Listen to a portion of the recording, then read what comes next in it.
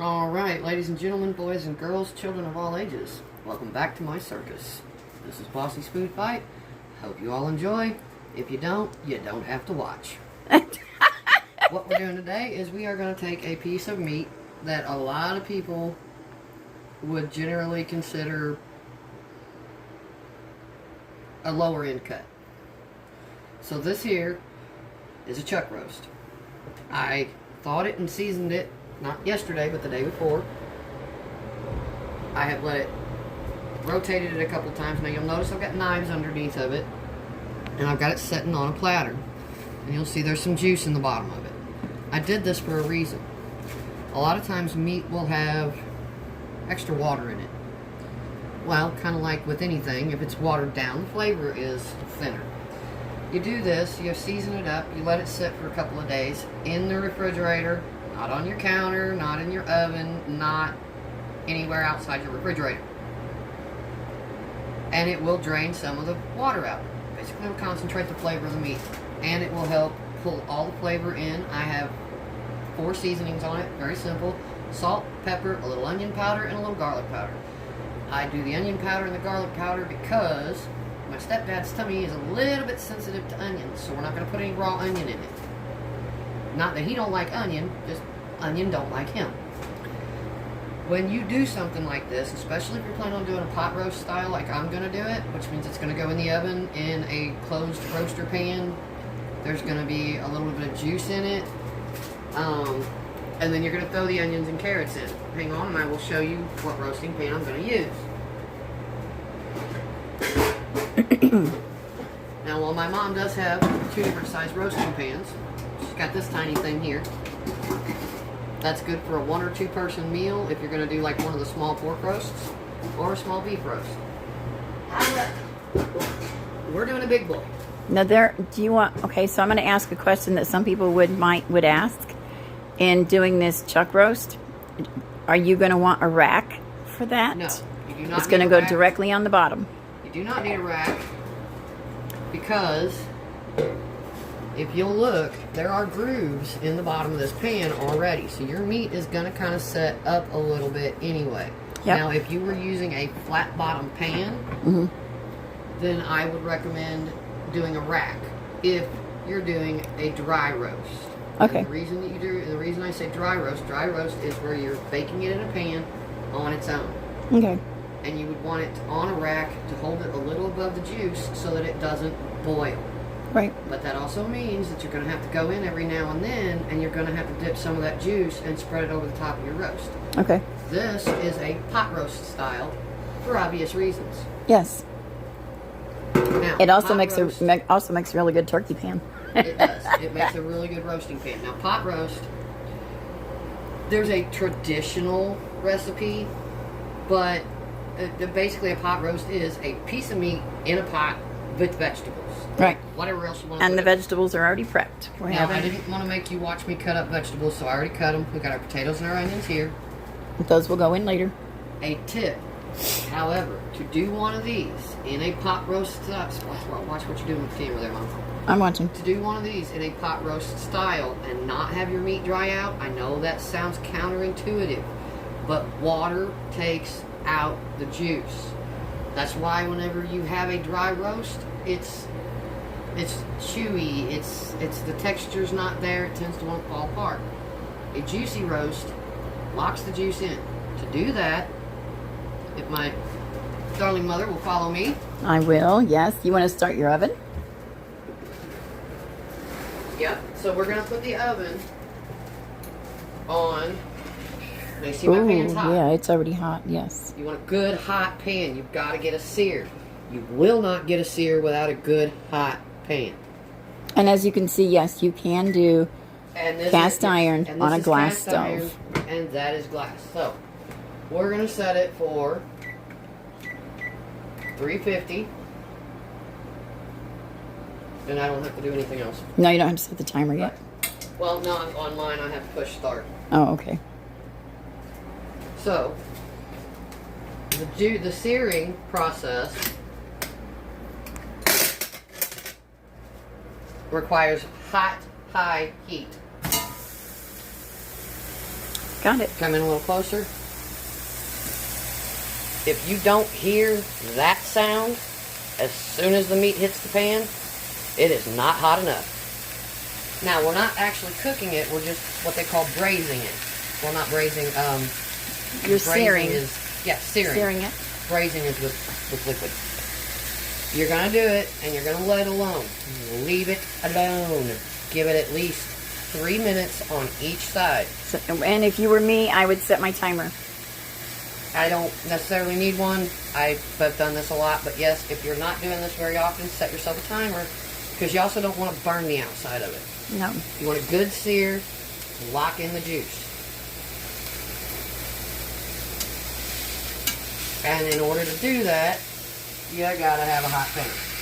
It's the same thing as doing a beef steak on a griddle or a grill. You want to sear the juice in. In order to do that with a steak, you gotta get it hot. Same thing here. Searing requires high heat. There's no way around it. Now, I usually kind of poke the side a little bit. When the meat starts to release, like when you poke it and it doesn't resist, that's another way to tell that you've got it done.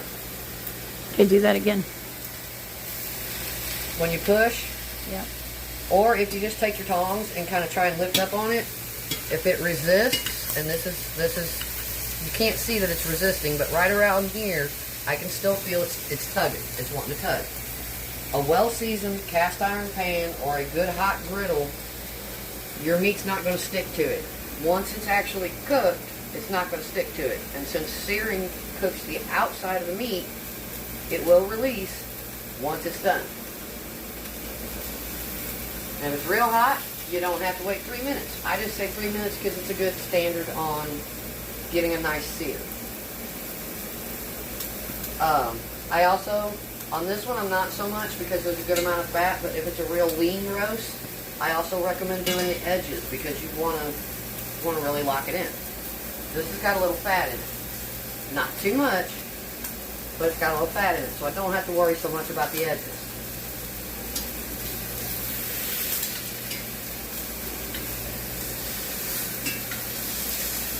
Now, I did just run this through a clean, so it might stick a little bit because I did not oil it before I put the meat back in it. That's a good tip. When you clean your pan, oil it again. Oil it before you try to put anything else in it. That looks like it's getting pretty good. There you go. Oh, look at there. Perfect. Perfect. See what a good hot pan will do? On that side, all the juices are locked in. And that's a real nice dark brown. That's not a burn. Yeah, that's not burnt. That's a good sear on it. If you like a well done steak, you know what that looks like. Yeah.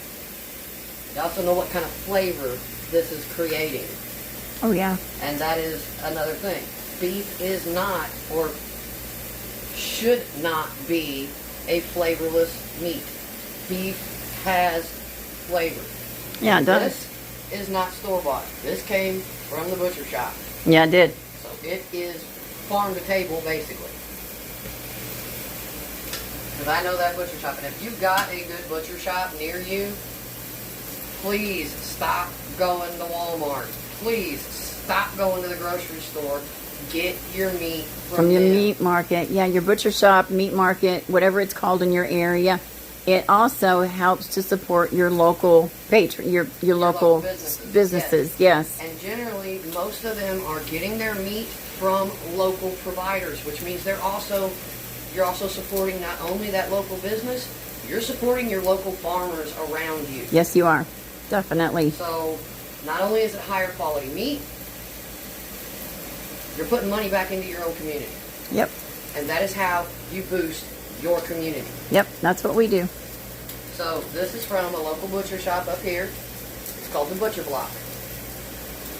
They do excellent meat. I've eaten a lot of their stuff. It is a good, reputable place. Now that is one thing. You need to shop for your butcher shop. If you walk into that butcher shop and it smells like rotted meat, No walk out. walk back out. They are not cleaning. If you walk in there and it smells good, but all the meat looks off, gray or something like that, walk out. If your butcher shop is not willing to allow you to take a look at their equipment, now they're not going to let you walk back in there. That's a health hazard.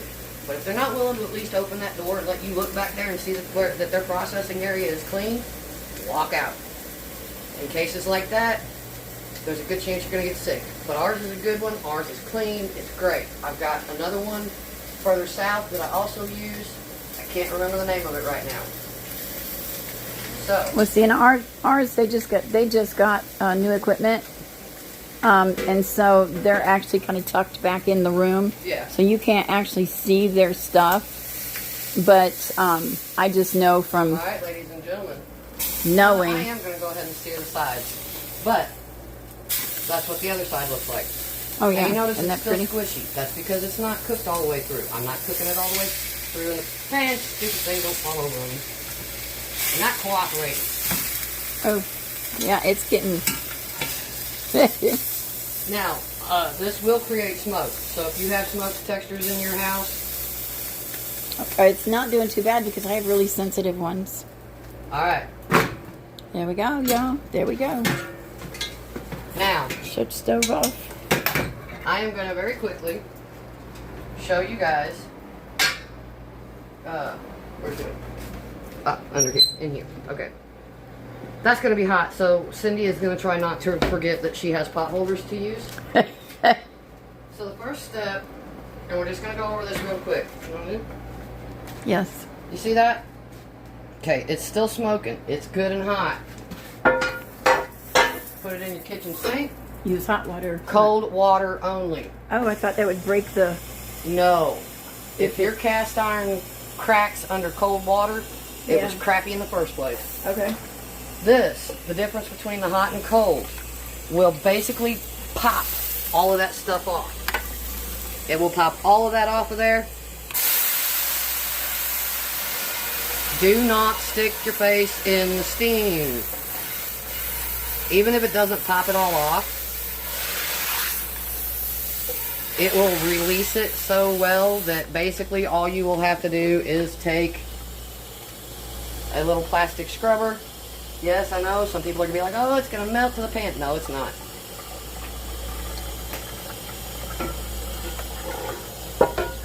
Sometimes you do have to have something a little more heavy duty, but look at that. Look at how that's coming clean. See that? All of it off.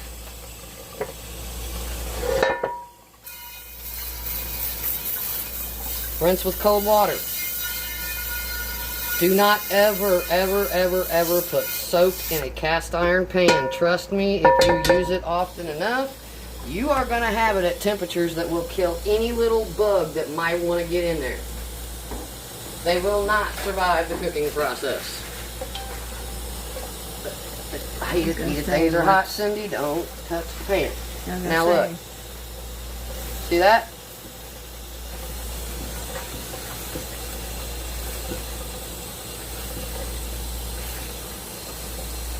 Done. Done. Now it's ready to go. Now it's ready to be greased. What'd you do with your paper towel? I'll throw it away. You want a fresh one? Yep, if you don't mind. Here. That'll work. Oh, for all of you guys who say that these don't exist anymore, They do in my kitchen. they do in any good kitchen.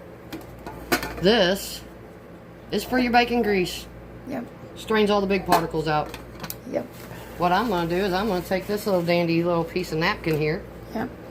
because it doesn't leave, it won't leave like pieces of fiber in my pan.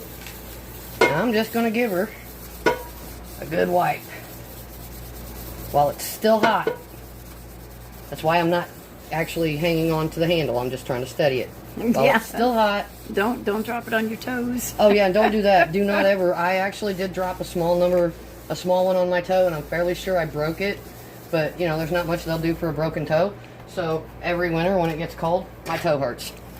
Well, I actually dropped a cast iron lid Yeah, the lids are even straight, worse. straight up and down like a coin Yeah, they're even worse. on my big toe, and yes, it broke it. Okay, so that can actually be set aside. Yeah, just there you go. Just set it back on the stove. Now, I will say this. Glass stove tops are not indestructible. If I was to take this pan and right here, just drop it, yeah, I'd break it. You gotta be careful. But unlike what people will claim, it does not scratch your glass top. No, It does not hurt your glass top. no, because Alright, now that little tutorial is over, we are going to take this pretty little jewel, I'll put a lid on it. we're going to put a lid on it, and we're going to pop it in the oven. Now this is where we're going to pause this video because I'm not going to make you guys watch me twiddle my thumbs for the next hour while this thing cooks. So your potatoes and your carrots, they do not take that long to cook. If you put them in that pan, when you put that pan in the oven, you are going to have mushy potatoes and carrots. You might as well have like a mashed carrot potato dish, okay? Don't do it. They only take, depending on how big you cut your pieces, shouldn't take more than about half an hour to get them to the point where they are done, but not overdone. Okay, so 350 for how long for the first session, So for the first session, we're going to go 350. Well, the oven's at 350. right? But what I do is I let it sit for about 5 minutes at 350. Then I turn it down. Down or up? Oh, here, take this. Yeah, all right. We set the fire alarms off. Anyway, I'm going to pause it here. All right, so Mom's smoke detectors detect both smoke and heat. Wanted to pause it there for a second. As you can tell, the noise is gone. So we're going to leave it at 350 for about 5 minutes. That gets a nice good heat in there. And then I'm going to turn it down to 325. It's going to cook at 325 for 45 minutes. If it was any bigger, I would say an hour. At that point is when you will, well actually since I'm going to do it for 45 minutes, in 15 minutes I will add the potatoes and carrots because like I said they shouldn't take more than half an hour. So yeah, but I would go through half of your cooking cycle before you add your vegetables. Okay, just you don't want them mush. So we're going to pause here, and whenever we come back, I will show you guys what it looks like whenever it gets halfway through the cycle. All right. See y'all later. Now you can open that door. Okay. Well, look at you, Mrs. Producer. Bossing me around. Whoa. By the way, don't stick your head in a hot oven when you first open the door. You will singe your eyebrows. And yeah, especially if you got glasses. I have singed eyebrows before. Mm-hmm. Now, we're going to take this over here. Got a couple of hot pads down. We'll close the oven door real quick. Alright, so we are at the halfway point. Now, Ooh, that looks good. Ooh, that. we'll Ooh. come over here. Oh, You can see some of my that juice down in goodness. there. Now that right there, that's the good stuff. Yeah, that is. If the I good was stuff. not making a pot roast, what I would do at this point is I would pull that roast, take some cornstarch and water, And- always cold water, put a little bit of cornstarch in it, put that on a pan on the stove and make some brown gravy with it. Yeah, no kidding. That's what I was just thinking. But look at that roast. Look at the color on that. You see how it shrunk down? You are at the halfway point right now. The only thing stopping you from eating this like a savage, which I really want to do right now, is Me just pick too. it up and like chow the whole thing down. Forget a fork, forget a knife, Just- forget politeness. I just right now, I'm not going to do it because A, it's hot, and B, I'm not a savage most of the time. But I would really just like to lift that out and just like just go straight savage on it. I know, right? That's what I was thinking. That looks really good. We're not gonna go straight savage. All right, so we got our potatoes. We've got our carrots. Now, These were 2 bags of carrots. I just went ahead and put them both in the bowl and rinsed them. What I don't use, I'll put in a container and put them back in the fridge if I don't use them all. The potatoes, I do want to use most of them, but I think the 4 large potatoes might have been a bit too much. So if Mom wants to, I can reserve some of them. You just want to leave them in a little bit of water. So they don't brown. Actually, if you cook them, Otherwise, we're going to cook them all. if you cook them, probably- I can make dirty mashed potatoes out of them. That you can. So, So I usually leave the skin on, even Yeah. with the brown potatoes. Because if you don't, your potato will literally just cook apart. Yeah. Even if you cook it at the right time, it's still going to want to fall apart. So what we're going to do with these, no special prep here. and for those of you who don't know what dirty mashed potatoes is, it's just mashed potatoes with the skin on. Yep. And Some people call them smashed instead of mashed, because you smash them and the skin is still on, so they're not going to get that creaminess. Which I like lumpy mashed potatoes anyway. well, When I've always loved a lumpy mashed potato. when I do mine, I use my mixer. I don't Yeah. just mash them. I have a masher. I have a potato masher. Yeah, I just use The a masher. old-fashioned potato masher. But So you put the potatoes around the roast. And what I usually do is, to let some of the carrots get a little flavor too, we're going to stick a few on top. And then we're just going to stick a few around. Now there is, I'm not going to give you any amount. Okay, I'm not going to tell you cups, I'm not going to tell you ounces, because you literally judge this by how many people you're serving. yeah, it's to your desire. Yeah. Is what it is. Now I will usually say with the meat, you want about, You can go ahead and put all those in there, Rue. you want about, yeah, we'll eat them. Yeah. You want about a pound of meat at least for each person. Now if you're not a big eater, or if you just half pound to a pound of meat per person will give you a good serving. If they don't eat it all, then guess what? It's leftovers. And guess what? With this, if you don't eat it all and you let it sit in the refrigerator overnight, it has chances to let all them flavors in there get all funky with each other, do their little dance, do their little love-making thing, and then it comes out in the morning and it tastes better than it did the night before. Oh, kind of like a good pot of beans. It's kind of like a good pot of beans, a Good pot of chili. There are so many things.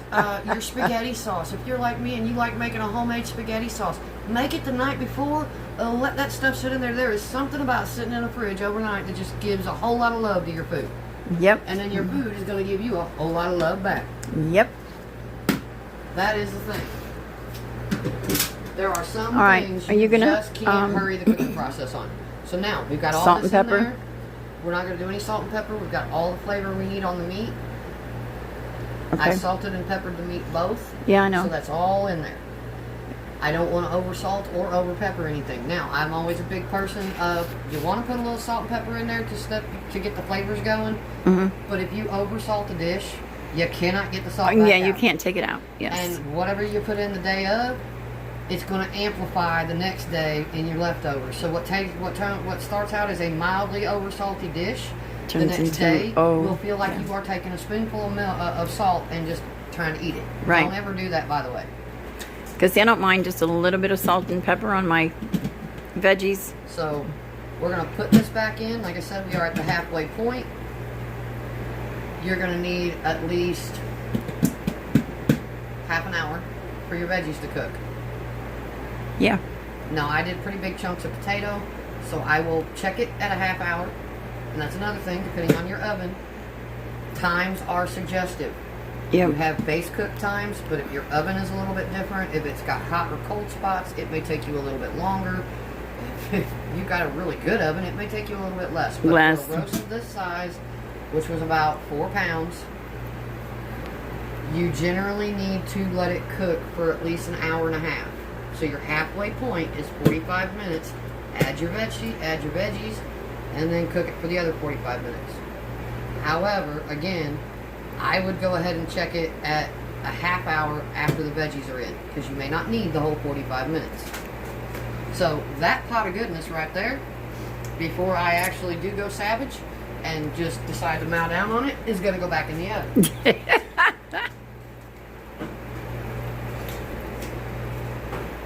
And when I say I like food, I mean I like food. This didn't happen because I eat rabbit food. Now, I do like my veggies. I love a good salad. But, and I'll say it again, everything in moderation. Do not, unless you have a medical reason to do so, exclude any food group from your diet. Right. Yep. So, yep. we're going to pause, and I will come back in about half an hour and show you what the final product looks like. Awesome, awesome. And then we're going to get done real quick after that because I'm hungry. Me too. So, love you guys. See you in about half an hour.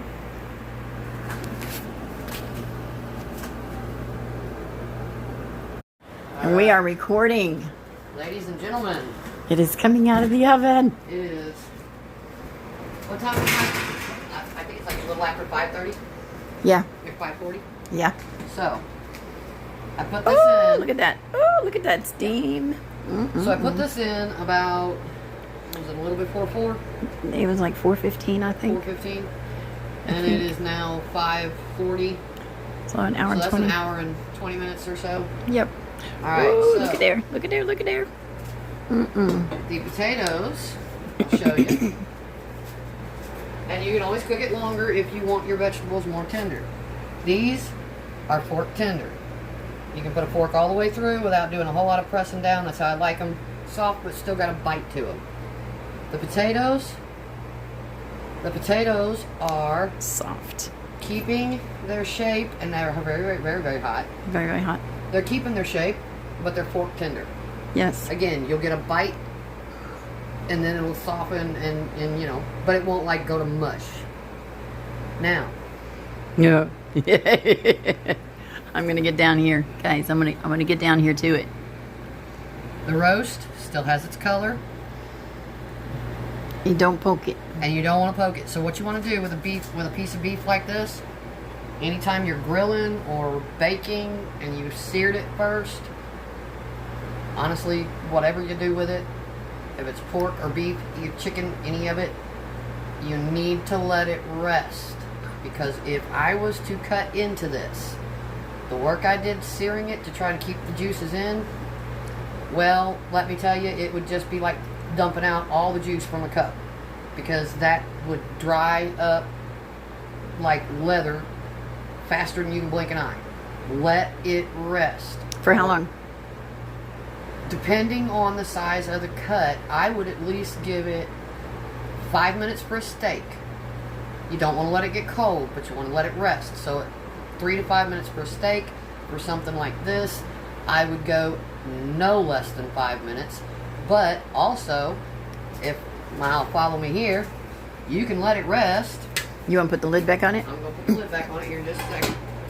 You can let it rest long enough to cook a pan of cornbread. Which takes About 15 minutes. about 15 minutes. Yep. At 400. So, we're also going to have that with our dinner. Oh, That's yes. going to be great. And that is Yes. Jiffy cornbread mix. I didn't bother making regular cornbread. Wasn't going to do it. Didn't want to take the time. And plus, that's my favorite. I love Jiffy cornbread. And yeah, I'm So going to tell you right now, for a box mix, I do not support box mixes for anything. The homemade version is always better. But it's hard to beat Jiffy cornbread. It really is. Because it's got just enough sugar, just enough sweet to And you can complement add any sugar salty to- thing you have. You can add sugar to your cornbread. I usually, if I'm making a pan of cornbread like that homemade, I usually add about a teaspoon of sugar. Right. Because I like a little sweeter cornbread. Now, you've also got your savory cornbread, That looks so good. Yeah, let's. and you don't have to add any sugar to that. So, Okay, let's cool off. oh, and its oven is And the oven hot. is now hot, so we are going to turn around. We're going to put this cornbread in. Y'all have seen me make cornbread. You know what this is going to look like, so I'm just going to tell you right now that we're going to end the video here. This is going to go to the studio, and I'm going to edit it so all of these little pieces that I've been showing you can get into one video, because I've paused between, you know, preparations. I didn't want to make you guys sit there and watch me twiddle my thumbs. Yep. So for any of you guys who watched her earlier, I did finish up my little dolly, which is really adorable. Yeah. But for anybody of you watched her earlier, whenever she did the iron skillet, okay, look, you see it's shiny, but look at that. I mean, that's just perfect. Yep. Okay.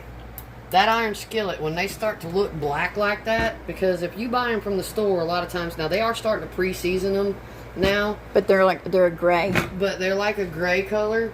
It is when you get your cast iron pan like that and it starts to shine. You know it's been loved. That has been a well-loved cast iron pan. That is a cast iron pan that eggs will slide out of like a greased pig. Yep. And that one is mine, and that one's been very much loved. Yes. So, I have a few of my own that are like that. In fact, I have a few pieces that were Mima's. So, all right, guys. ladies and gentlemen, boys and girls, children of all ages, the circus master is going to exit stage left, and we are about to chow down. Awesome. So hopefully you guys, if you want to try it, you enjoy it. As always, love your food, love yourself, and play with your food. Experiment with it. The worst thing that can happen is you find a combination that you don't like and you never make it again. Guess what? No harm, Maybe no the foul. dog gets an extra snack. There you go. All right, So, y'all. bye guys.